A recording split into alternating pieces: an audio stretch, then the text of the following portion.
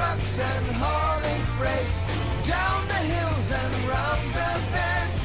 Oh, hey, Thomas and his friends. James is the brightest engine on the island. He thinks quite highly of himself and never lets any of the other engines forget it. "I'm the pride of the line," James said early one morning boastfully.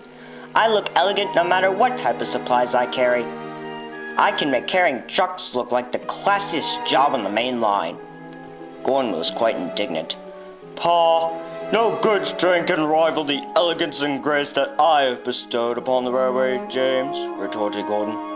The fire ladder soon came, and hot steam was building up inside the engines. Their drivers arrived shortly after. "Watch me while I pull my goods train today, Gordon, and I'll show you how majestic I compare to your express." James pulled out of the shed to collect his goods train at Sudbury. James backed up onto the tankers and vans, still thinking quite highly of himself. "I'll show Gordon how grand I can be." As he was boosting up his ego to outlandish levels, Edward arrived. He was carrying workmen to bring to Brendan. "James, are you still trying to be grand for Gordon? You have nothing to prove to him." Edward tried to console him, but James completely rebutted.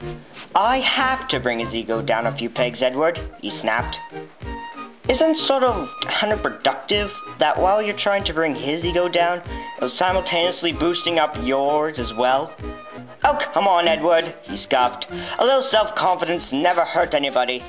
Just then, James's train was set to leave. His whistle blew and set down the line. "Karmic justice is inevitable in his case," said Edward's driver. "Couldn't agree more," subsided Edward. James, still greatly conceited, was determined to upscale Gordon in grandness. "Driver, go faster! If I'm to bring down Gordon's ego, I must demonstrate that even a goods train can be fast. I'll show him up, and when he sees me, he'll turn straight into a drip." "Fine, James," said the driver. "If it shall get you to shut your trap." And with that, James increased speed and was heading straight for Wellsworth Station, where Edward's branch connects up to the main line. Gordon was collecting passengers at Wellsworth when James rushed past him. Unlike what James had intended, Gordon wasn't surprised. He was just stunned. "James is going to injure himself if he keeps up the stupid plan of his go too far."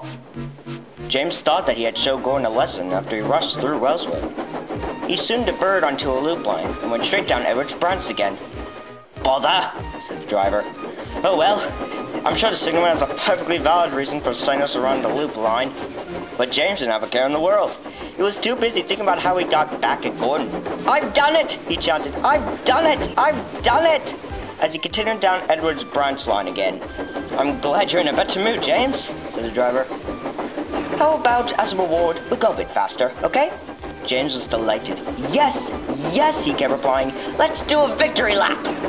James was steaming along the lines as he was screaming joyfully, "Yes! Yes! Wahoo!" Up ahead, a signalman was snoozing due to staying up late paying the bills, and he accidentally had the line set to travel down the siding behind Sudbury. James was instantly diverted and was arriving at Sudbury Shunting Yard. "What on earth are we in Sudbury?